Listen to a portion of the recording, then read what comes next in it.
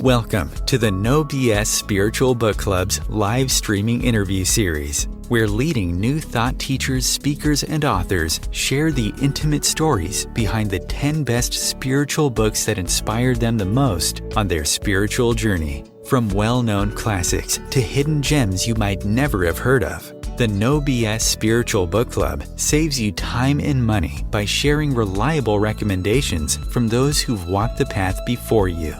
The No BS Spiritual Book Club, the only no BS guide to the best spiritual books to inspire your own journey of self-discovery. Here's your host, founder of the No BS Spiritual Book Club, Sandie Sedgbeer. Hello and welcome. Joining me today to share the 10 spiritual books that inspired her the most on her life journey is author, healthcare expert, and educator Rena Greenberg, who's helped over 200,000 people find their journey to health. Rena's health and wellbeing programs are sponsored by over 75 US hospitals and 100 major US corporations, including Disney, Home Depot, and AT&T, and they have been featured widely in the national press. Rena Greenberg, welcome. Hi, Sandie. Thank you so much for having me here today. It's our pleasure. Rena, you hold a master's degree in divinity from the University of Spiritual Healing and Sufism. So tell me when your interest in spiritual healing and Sufism first began. Well, I actually fell into the Sufism path, but as far as my interest in spirituality and healing, it's been since I was a small child. I have always felt a very strong relationship with a higher power that I did always call God quite comfortably. It didn't feel like the same God that was necessarily being shoved down my throat with my religious education. It felt sort of like a separate God that was in my heart. And even as a child, through any difficulty, I would always write to God. I don't know where I got that from, but it was very, very helpful. I didn't know anything about manifestation, but so much manifestation came to me. I just remember even being 10 or 11 years old and writing, dear God, I would love to meet some friends. And then I would go out in my neighborhood and walk, and there I'd meet, some wonderful people. And it's just so many stories like that in my life. And so I fell into the Sufi path later, and by accident, I was just having lunch with a friend, and she started talking about this path of opening the heart, and it completely resonated for me. And within a few weeks, I had enrolled in this University of Spiritual Healing and Sufism, and ended up staying on that path for 10 years, and it's always with me in my heart. And it really helped me even move more deeply in my relationship with God. So were you reading spiritual books before you went to the university? I'd say I really started reading spiritual books. I got sick in my early 20s, quite sick. And before that, I was leading a very, very fast-paced life. I was traveling and working in entertainment and fashion and having a lot of fun as a young woman in Manhattan. And all of a sudden, it was like literally as if the plug was pulled out from under me. I just got very, very sick. I lost all my energy, and I didn't know what happened. So I started reading avidly. At first, I started reading a lot just about health, nutrition, herbs, wellness. And that was all very, very helpful. And then I started to move in the direction of finding spiritual books and reading spiritual books. And I just became so absorbed in these books, and they inspired me, and they helped me to heal and to change my perspective. And sometimes I hear people say, oh, if you're sick, it's not your fault. And no, of course it's not your fault, but it can be an amazing opportunity to go deeper and discover new places within yourself that are more connected to the divine, that can even help you through these trying times. Even as you go through them, because they are, whether you believe whether the law of attraction or destiny, there they are, but clinging to spiritual teachings, a lot of which can be through books, can be a wonderful way to bring healing to yourself, to myself, and that was my journey. Do you remember the first book you read about healing? I think that the first book I read about healing was, believe it or not, Louise Hay, You Can Heal Your Life. I remember being very young and sitting on a subway and just reading that book, with the rainbow I still probably, I have it here, my beaten up book, if you can see. And, it was so inspirational. And Louise Hay also, she had a difficult childhood. She talked about in her book, very difficult. And somehow she had been inspired through her, she became a minister for science of mind, that philosophy. But it was all about affirmations and looking in the mirror and being able to look in the mirror and say, I am perfect, whole, and complete. And I had never even thought of that before, the idea that I'm whole. So we have all these parts of ourselves, but we're not any one part. We're whole. We're all of it. And we're complete and perfect exactly as we are, no matter what we're going through. And so it really struck a chord for me. And then interestingly, with Louise Hay, she talked about how when she was younger, she had so many books and people used to say, oh my God, I can't believe you're buying more books. When are you going to get the message? And here I started buying all these spiritual books, and my husband said the same thing. When are you going to get it? Like, how many books? And I remember that Louise had written that she had never expected that she would become an author and then a publisher. And so it was really interesting that later Louise Hay published my very first book, which was a book about weight loss, but really it's a spiritual book about weight.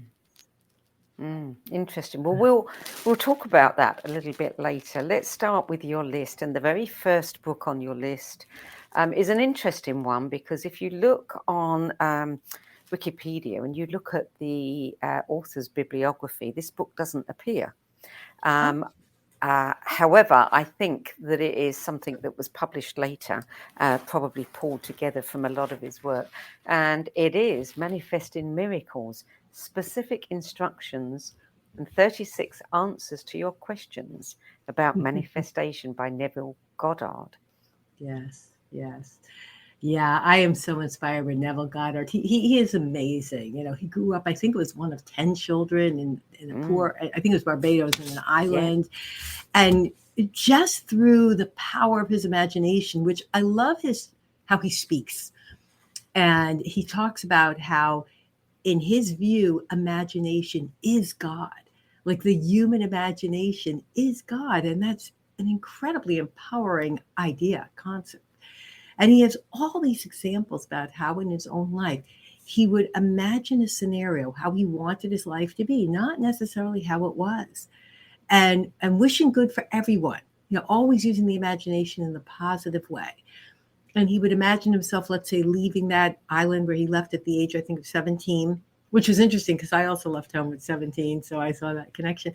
And he went to New York, which is where I went at 17. But he manifested himself as a great spiritual teacher. And he had so many examples in his book about not just imagining, like having the thought, but also he really emphasizes the idea of feeling, having the feeling sense that something has already happened. And one of his ideas I really love, he says, imagine that you've imagined what you want and you've manifested it, and now you're telling a friend. So by you telling a friend that it actually happened, so let's say your idea is, I want to get to New York. Now you imagine yourself telling a friend, I got to New York and here's all the wonderful things that happened. And by doing that, you're really telling your subconscious mind that this is a fact. This is actually happening. So his ideas are very, very profound.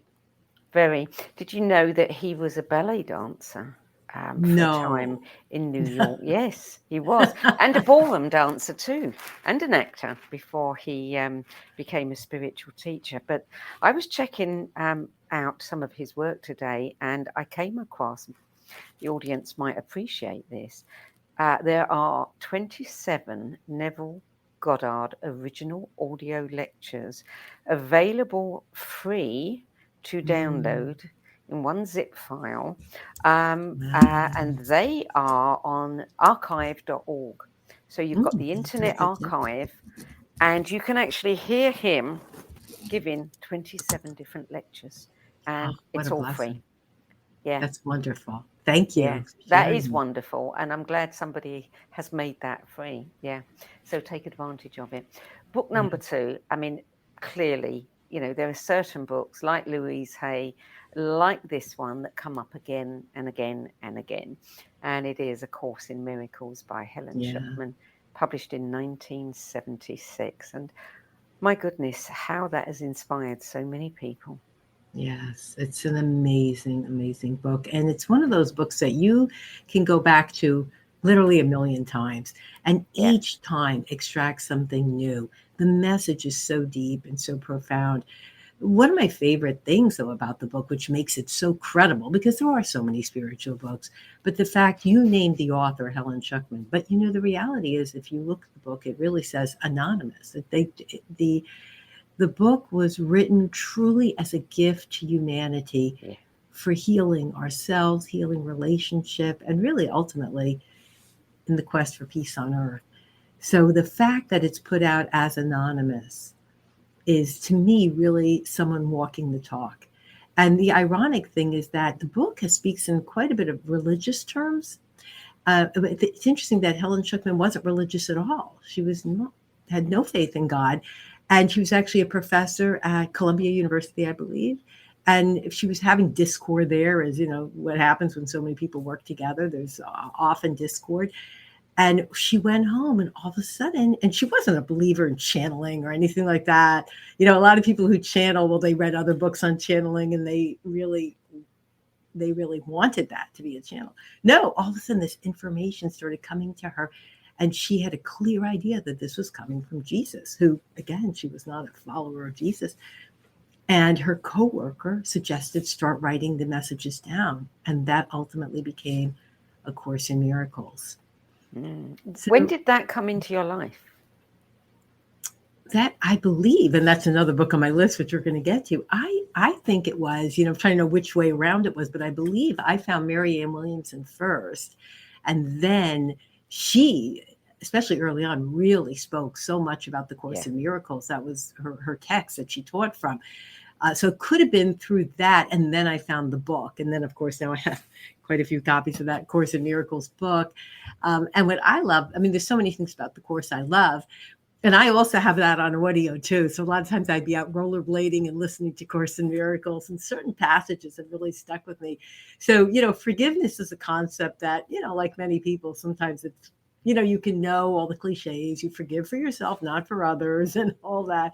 But sometimes I had struggled because in my head, I know I forgive, like someone has hurt me deeply. I can forgive in my mind, or even a parent, and you say, oh, well, this happened because of all their struggles, and you understand it. But if it's still in the cells of your body, have you really forgiven? Forgiveness needs to, in my view, needs to be a feeling where, in fact, in the Sufi way, they say forgiveness is as if the thing never happened. And wow, that's a high bar, as if it never happened. That's beautiful.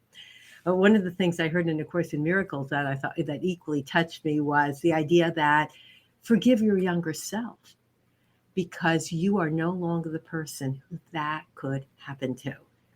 And my intellectual mind kind of trapped around, and I thought, if I go back to any experience in my life, I realize I'm not that person anymore. So again, it's not blaming yourself. It's realizing that you had to, for whatever reason, go through that. But it can't happen again because you're not that person. Yeah. That's a really good shift in perception. Yeah. Right. Yeah. And Course in Miracles says that is the miracle. The miracle is simply a shift in perception. Yeah. Book number 3, Touching Peace, Practicing the Art of Mindful Living by Thich Nhat Hanh, published in 1990. And this was the sequel to Being Peace. Yes. So many wonderful gems from Thich Nhat Hanh. I think what moves me most, when you read the teachings of Thich Nhat Hanh, it's almost like I can feel his beautiful spirit just pouring out over the pages. He just is such a peaceful person. And he has started this community in Plum Village. Is that in France? I think it's in, could be. I don't know. I'm not positive. Plum Village. And obviously he's from Vietnam himself. And so he's a real seeker of peace and a real missionary of peace. But in his village, he really talks about conflict resolution and the importance of really listening with your heart. And he writes a lot about finding happiness. And he talks about the 4 keys to cultivating happiness, which are love, compassion, joy, and equanimity. And I love the equanimity because really that is something so worth striving for, which is no matter what happens, it's all good. It's all against a backdrop of pure love and compassion. And he has some nice exercises. I love his idea of breathing in, I breathe in peace. Breathing out, I breathe out peace. So that's very profound. Just such a simple exercise to help bring down the nervous system and bring healing. Book 4, The Dynamic Laws of Healing by Catherine Ponder, 1972. And you say that her writings have been near and dear to your heart for decades. Why is that? Yeah, they just speak to me. I remember years ago, we ended up at a retreat in California. I wasn't really on the path of science and mind per se, but ended up at this Science and Mind retreat, and she was there and spoke. And I ended up getting most of her books, and just her books I have highlights throughout, and I just read, and they're so simple the way she writes.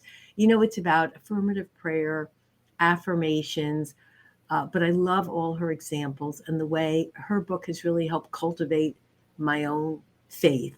And she really talks about, how through affirmative prayer we can make amazing changes in our lives and even in our relationships. She talks a lot about she had a very difficult relationship. She married young with her mother-in-law, and how through affirmative prayer, she was able to turn that relationship around and become stronger herself. How she went from being a secretary with really no education to being this amazing, minister and changed the lives of thousands. So I found her extremely, extremely inspirational, because it's not about religion. It's about, again, cultivating your inner relationship with the divine and being aware of your deepest thoughts and how those thoughts are creating the circumstances of your life, whether they're constructive or destructive. Either way, really reminding us of the amazing choices that we have. I'm always interested in how books turn up in people's lives. We've all had the experience where we go into a shop and bump, the book falls out. How did Catherine Ponder come into your life? I'm pretty sure it was at the bookstore. So this conference was at a place called Asilomar, which is in Monterey, California. And it was, I would say, late 80s, early 90s, could have been 1990. And there I was in that bookstore, and her books just jumped out, and I ended up, as I did with books, just bought them all. And just her books have been life-changing for me. Yeah. Well, the 5th book on your list you've already talked a little bit about, and that is You Can Heal Your Life by Louise Hay. What an incredible book. So many people stand on her shoulders. Yes. And, thank goodness for Louise. Is there anything you want to add to that? What you said earlier? Just everything you said, and also the fact that not only was she an amazing inspirational author for thousands, but that she started that publishing house, Hay House Publishing, and has brought the work forth for so many people who have, stood on her shoulders, and all the authors afterwards, bringing wonderful message of spirituality into the world, really to the mainstream. It's, when I started, it was a hidden message, and now it's mainstream. Thanks a lot to people like Oprah, but still, it's just a wonderful thing that, the world has in many ways gotten so difficult, but in other ways, it's beautiful to see spirituality having gone mainstream. Absolutely. Absolutely. Okay, so that's book 5. We're going to take a short break now.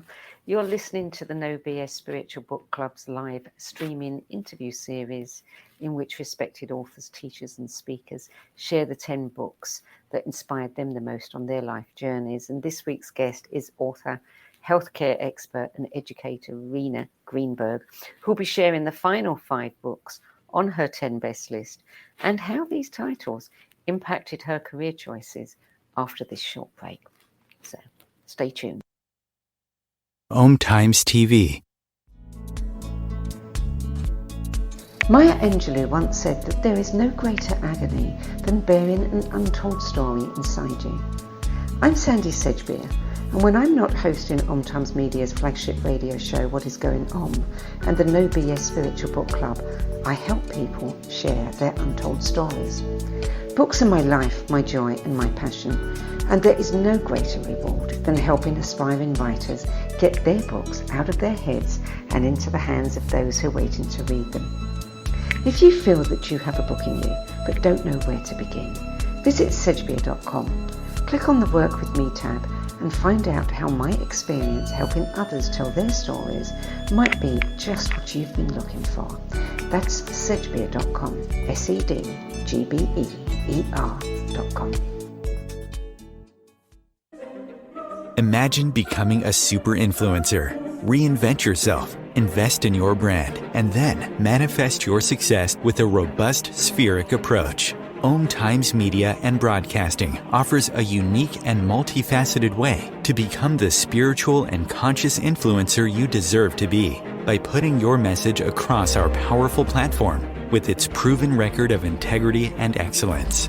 Through our produced shows, OMTimes offers the opportunity to become a social media TV personality, a radio show host, an OMTimes magazine columnist, and a syndicated podcaster, all in one shot.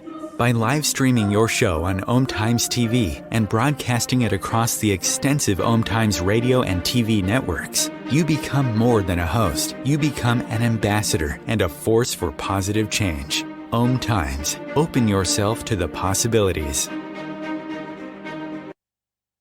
There are 16 million children struggling with hunger in America. That's 1 in 5 daughters, sons, neighbors, and classmates who don't know where their next meal is coming from. Yet billions of pounds of good food go to waste every year. It's time we do something about it. Feeding America is a nationwide network of food banks that helps provide meals to millions of kids and families in need. Visit feedingamerica.org to help them feed even more. Together, we can solve hunger. Together, we're feeding America.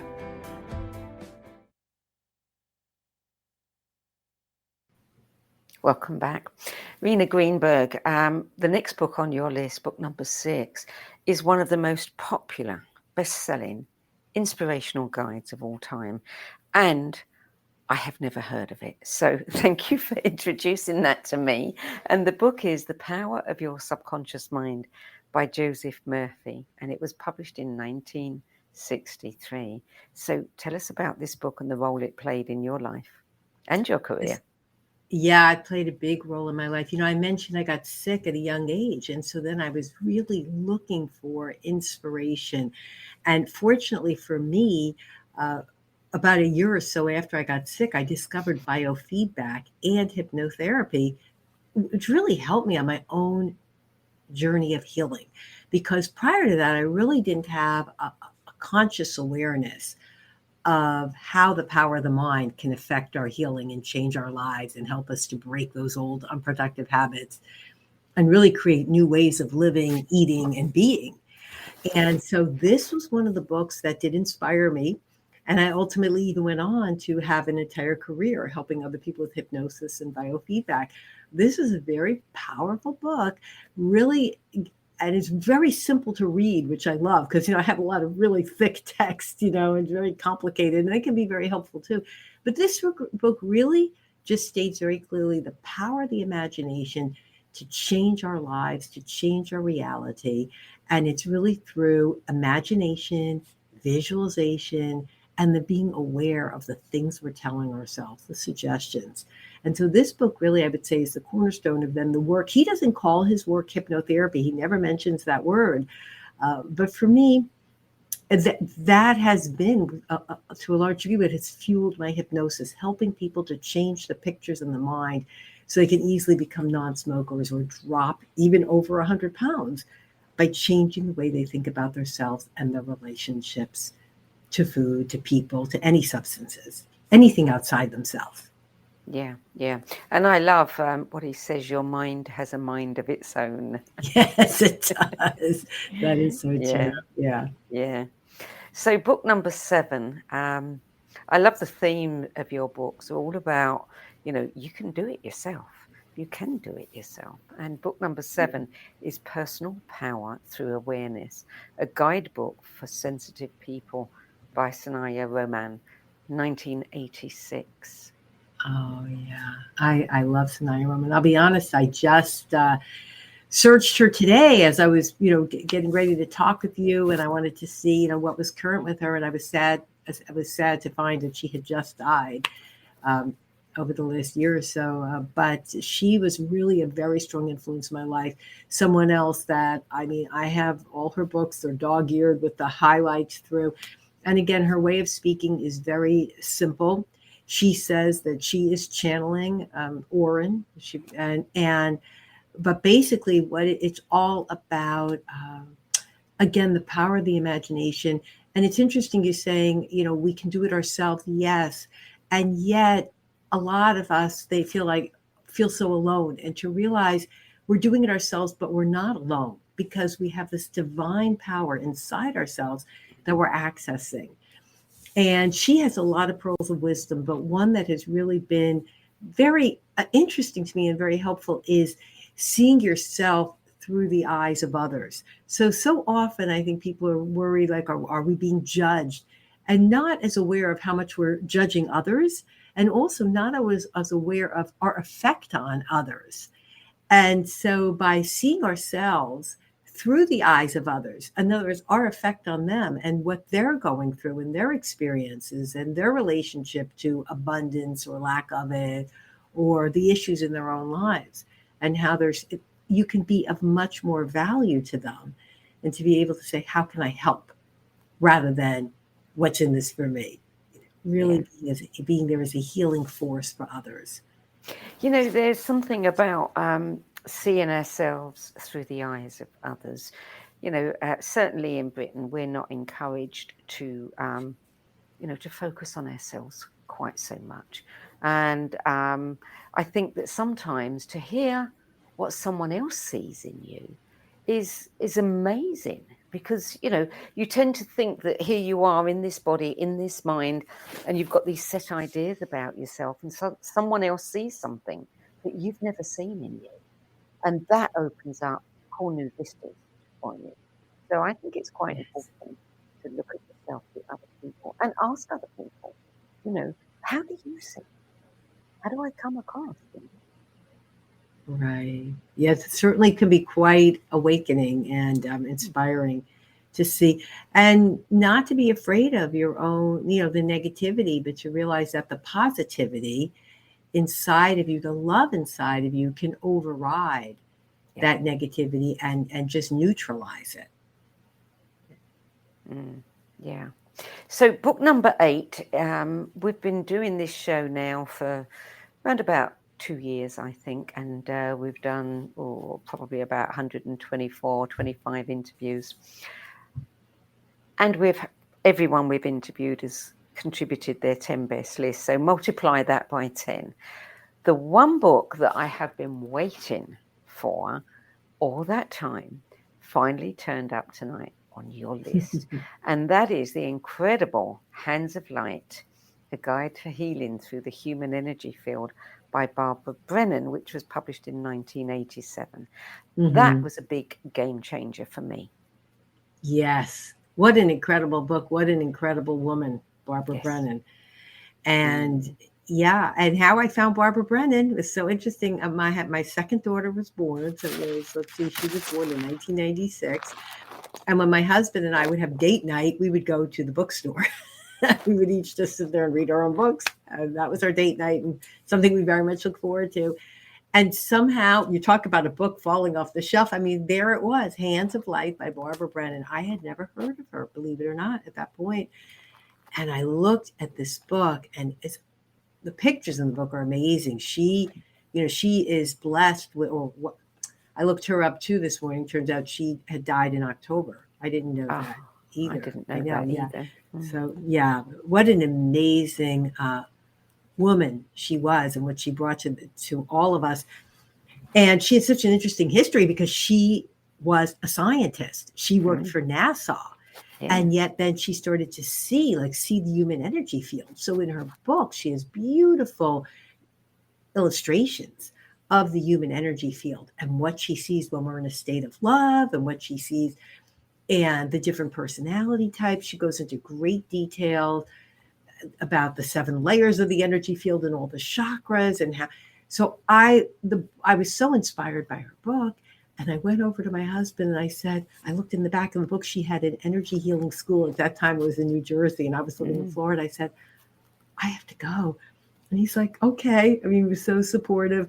And so 5 times a year, I would fly to New Jersey for a week at a time. And people were coming from all over the world. They had a huge Japanese student base and they had interpreters going. And it was amazing. And we learned about the human energy field and healing ourselves, healing others. And I just had such amazing experiences at her school and using all these different healing methods. So it's been a real blessing in my life. Yeah, her books have been pivotal in the lives and the careers of so many healers that I know. Yes, yeah. Another amazing person who's touched so many lives. Yes. Okay, so book number 9, you mentioned her earlier, Marianne Williamson, Return to Love. This book comes up many times. Yes. Reflections on the principles of A Course in Miracles. Mm-hmm. I just love Marianne. I was so blessed to actually, Marianne's with us, which is fabulous, but to actually know her, I say was because it was at a certain period of my life. I was doing these wellness seminars, helping people stop smoking and lose weight in hospitals. And I was based in Florida. I'd moved from New York to Florida in 1990 and started a family there and then started doing these seminars in Florida. And then in 1998, I actually had a crisis. We had a crisis and it was a financial crisis and really had lost everything. And it was amazing because I just put my head down and prayed and my husband and I the idea came, let's go to Michigan. Neither of us, I'm from the Northeast. My husband's from Cape Cod. We had never been to Michigan. I didn't know anything about it. And everything fell into place to go to Michigan, to Ann Arbor, Michigan. And I started to do my seminars in hospitals all around the Detroit area. And they were so open and receptive. And the people were open and receptive, again, to help people with weight loss and stop smoking. And I was only there a couple of months. We bought a second home in Ann Arbor because the business just took off, expanded, just grew. It was just amazing. And I had received a tape in the mail from Marianne Williamson, one of her audio recordings, the cassette tapes. And I looked and I saw it was recorded in Warren, Michigan, which was less than an hour away of where we had bought this other home. So I said to my husband, let's go. So we started driving there every Sunday. It was this huge Unity church, and Marianne was the minister. So every Sunday we got to listen to her amazing lectures. And of course, she spoke a lot about A Course in Miracles. But what I love most about Marianne, even to this day, and of course, she just ran for office to be president of the United States. She is so authentic. She's so real.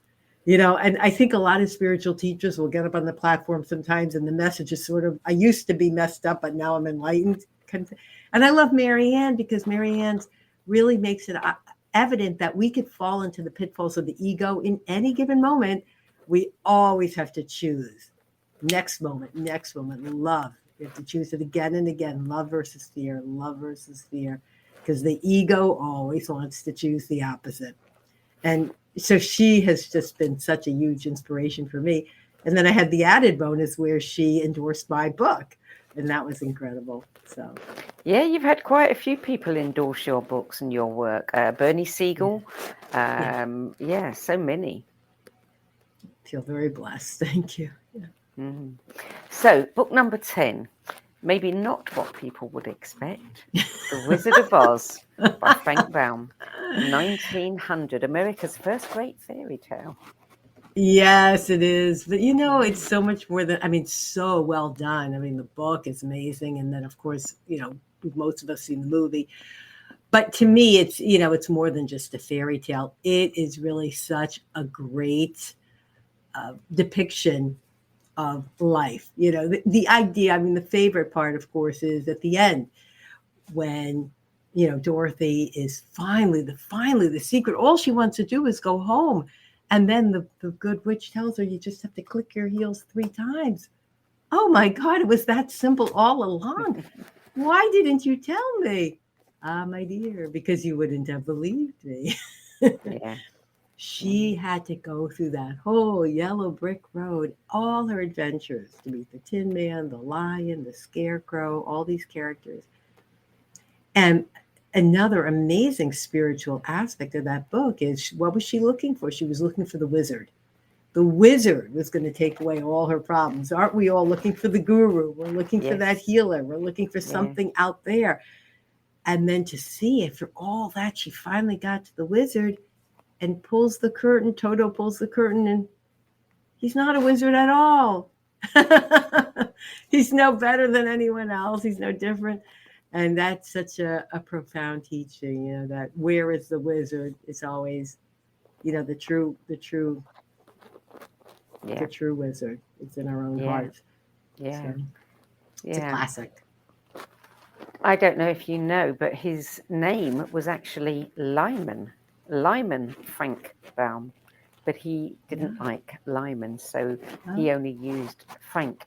And he was really prolific. He was a theatre producer, a playwright, a newspaper editor and reporter, and a publisher, and he wrote 14 novels in the Oz series and published, I think, 41 other novels, 83 short stories, 200 poems, and at least 42 scripts. My goodness. Wow. That's a lot of work. Yeah, and he's so creative. What a blessing that he shared it all, that he got it all down out there. Yes. Yeah. But apparently there's still 4 lost, unpublished novels. So wherever they may be, somebody's sitting on a gold mine. Yes. So that is your 10 best list. Of all these 10 books, which do you think had the biggest impact on you? That's a hard question, Sandie. It's a hard question. Because you can see that the theme on most of them is the same. So it'd be hard to just credit one author, because they have all in their own unique way. And that's what's so interesting. The message can pretty much be the same, but each person has a unique way. Sometimes people feel like, oh, what have I got to share because it's all been said? But no, because when we share from our own unique way, where there's always someone out there that we're going to be able to touch and move or reach in a way that maybe someone else was not able to, or the timing might not have been right at the time.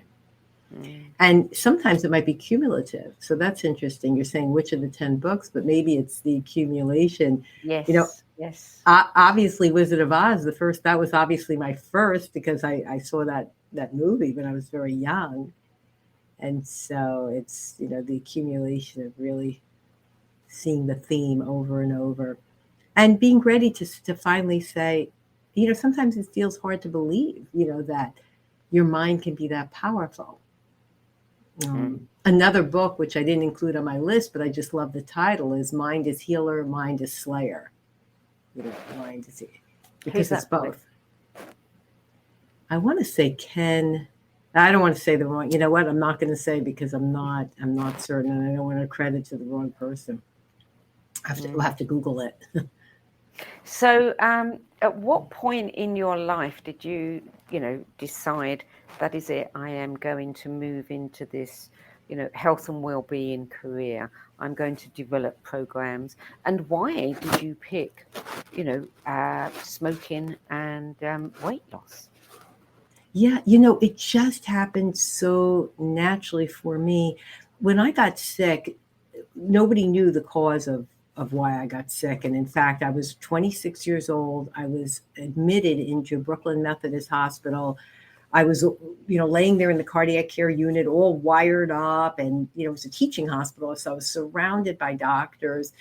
And they were doing an interview and saying, trying to figure out what was going on with me. And they said, history. They're doing the history. And I said, well, I didn't really have such a healthy lifestyle. Maybe my eating wasn't that good. And the doctors, and this was decades ago, so there was really not any awareness about it and not any openness. And they immediately told me that was absolutely ridiculous, that this could never be caused, like a slow heart rate that had gone down to 30s could never have been caused by anything in my lifestyle or what I was eating. Now, they actually may have been right. That the cause may have been genetic, it may have been environmental, we don't know. But all I knew was I had a very strong direct knowing that all I could do was control what I could control. And then I set about to change my habits using the tools and techniques, from these books. The Power of the Imagination, changing the focus, changing the habits, changing my associations with the wrong foods or with the cigarettes or the alcohol. So I ended up, releasing all those bad habits. And then I just wanted to teach others to do the same. I felt so free, far beyond just healing myself from that. But now all of a sudden I just felt so much more alive and so much more energized. And it just felt like I had to get the message out to others. And I was so thrilled that the vehicle ended up being through corporate seminars and through seminars in hospitals, because I ended up loving working with groups because of the group energy and group support. And that's what I did, for decades prior to the work I'm doing now. So. What is it, specifically that makes your program so successful? Because, there's a million ways to lose weight out there, and there's a million plans for giving up smoking. What do you think yours have got that make them different? I think that deep down, no matter how much people have struggled, people want to know, people seek truth, and people know truth when they hear it, and people seek self-empowerment. Deep inside, people want to believe the reality that they have this power inside of them, even if they have spent, because people come to me at all ages. I've had people come to me even in their 70s and 80s, but I think at all points in our life, or it can happen at any age, that we get to a point where we realize, I've already tried everything. I'm usually not people's first stop. They've already tried every diet, or they've been in therapy for 20 years. They already know, what happened in their childhood, but they still haven't been able to make the changes in their lives. And the point of my program is to say, none of that matters. We're going to start here and now in this moment. And we're going to create a new image of yourself in your mind, a new way of relating, whether it's to cigarettes, to food, to your partner, whatever it is that's causing you pain and struggle and stress and unhappiness. And through that, and I'm here to help. I'm here to help you to get to connect your own inner strength and courage to be able to make those changes. Because the ego says, but they're so mean, but they're acting this way. Yeah, but the food's here every day and everyone else gets to eat this food, and all the excuses. But when we can land on a new way of thinking and seeing ourselves and new images to run in the mind, that's what I call the self-hypnosis. And we just keep repeating it and practicing it, repeating it. And then we see the change. And at first it might be a small change. Wow, I was at that birthday party and I didn't even want the cake. Wow, like we would have thought. And then we build on that and build on that and build on that until that's so normal. We don't even remember the person who would have been the first one to grab the cake. We're not that person anymore. Yeah. Well, as we said earlier, sometimes we need to know more about ourselves, rather than hold on to the same images that we've always had. And when we can shift that picture, we can do an awful lot. Exactly. Right. And I think a big piece of that, you asked it before about my connection with the Sufism. What really drew me to the Sufism, I wouldn't say more so, but very deeply in relation to a lot of the other spirituality that I've studied, is the focus on the compassion, opening the heart with compassion for ourselves, for others, for all of humanity. And I love that concept. Also, I love the idea of physically, sometimes we'll think we're fine, everything's fine, but if you feel into your chest and your heart or your belly, you're holding. And it's not melting, it's not dissolving, it's not opening, releasing, letting go. And so I love that idea of really also feeling in your body, am I opening my base? Am I here in this moment? Opening my heart and allowing myself to receive the safety that's already here. So Neville Goddard talked about that, like all the states of being are already here, whether it's poverty, abundance, fear, safety. But we can move between these states. We can move into a state of safety and feel very, very secure there. And recently, you've also added an organic CBD line of wellness products. Tell us about your experiences with CBD. That was another thing I completely fell into. Honestly, Sandie, I never saw myself. I didn't really sell products all these years. I just, the only product I had created was back in 2010, Slender Cider, which was a concentrated tea of fresh brewed herbs and a base of organic apple cider vinegar with a little bit of cherry concentrate and lemon concentrate, mostly the herbal formula. And the goal was to help people to cut the physical cravings for food. So the hypnosis would help with the psychological, the emotional, but the Slender Cider helped cut the physical cravings. And it worked great. And that was it. That was, the only product I sold. And then I'd say about 5 years ago, I have glaucoma, and that was diagnosed 2008 or so, but it was pretty much under control. But about 5 years ago, my ophthalmologist was saying that it really was no longer in control, that the pressures in the eye were going up, and I would need surgery or I would need, more medication, and I didn't want either. So my husband suggested, why don't I try CBD? And my immediate response was, oh no, I don't want, anything to do with, marijuana. I've been clean for whatever, 20 some years. I'm not going to put any substances in my body.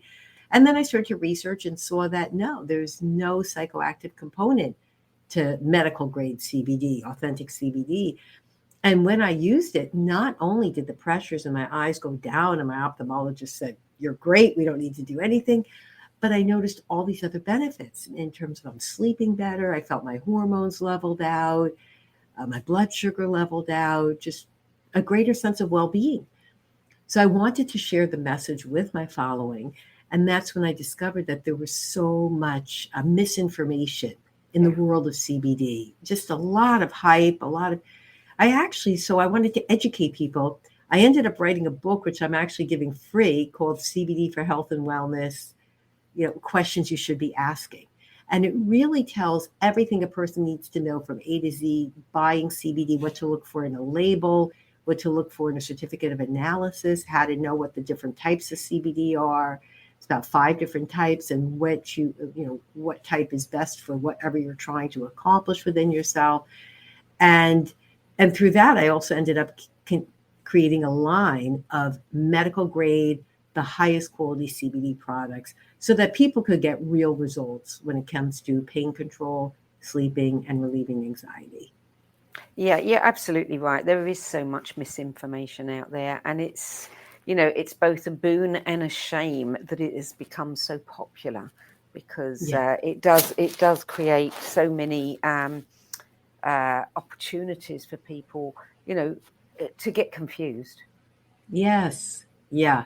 Right. And so my goal is just to help sort that out. So CBD doesn't work for everyone, but it's amazing how many people it can help, whether it's a very high quality cream for pain or taking some orally. And so at least with the book, I feel like I put all the information out there, and then people can just decide for themselves. That's really good. That's useful. I mean, the other thing that, I've witnessed is that, there weren't any standards. Somebody's form of CBD might be stronger, weaker, whatever, different than somebody else's. My sister was taking, my sister has passed now, but she had stage 4 lung cancer, and she was taking CBD. And she got it from one dispensary, but then when she went to another dispensary, thinking she was buying the same thing, it wasn't the same at all. Oh no. Yeah. So it is important that there's a lot of good information available for people. Yeah, right. And that's why I provide it free too, that people can just download my book for free, because I want to get the information out there. So what happened to your sister doesn't happen to someone else. Yeah. So you've written 2 other books, haven't you? Yeah. Yeah. So the Right Way, WEIGH, that's my Hay House book. And then my second book was originally published by McGraw-Hill as The Craving Cure, but I reissued it in 2019 as Easy Sugar Breakup. And, we all hear now more than, again, 30 some years ago, the information about sugar wasn't out there. Now it's pretty well known that sugar is a drug, what it can do to us mentally, physically, emotionally. But my book is really a how to really get off sugar, because that was my journey. You asked why did I fall into weight loss? I had a lot of bad habits, but eating sugar was really probably the worst. And some people say, oh, I don't really eat sugar, but okay, processed foods. I mean, because it's all, sugar it moves into sugar very quickly in the bloodstream. Yeah. And it can just wreak havoc on your health. If not physically, then definitely mentally and emotionally. So I have a system to help all of us just get off sugar and feel great about it and enjoy food more than ever without ever having to be on a diet. Very cool. Very cool. Yes. Rena Greenberg, thank you so much for adding your 10 best spiritual books to the 10 best spiritual books library of recommendations. We're so glad to have your contribution. Thank you, Sandie. It's been a pleasure. Yes, for me too. Thank you. Okay, so if you want to know more about Rena's work, you can go to her website, which is renagreenberg.com. You can also go to renasorganic.com to find out about the CBD, and easywillpower.com. Yes. Best would be easywillpower.com and renasorganic.com for the CBD. Easy Willpower for the hypnosis. Yeah, good. Okay, so check out those websites. That's it for this week. I'm Sandie Sedgbeer, and I'll be back at the same time next week with another 10 Best interview for the No BS Spiritual Book Club. Till then, it's goodbye from me, and thank you to Rena Greenberg. Thank you.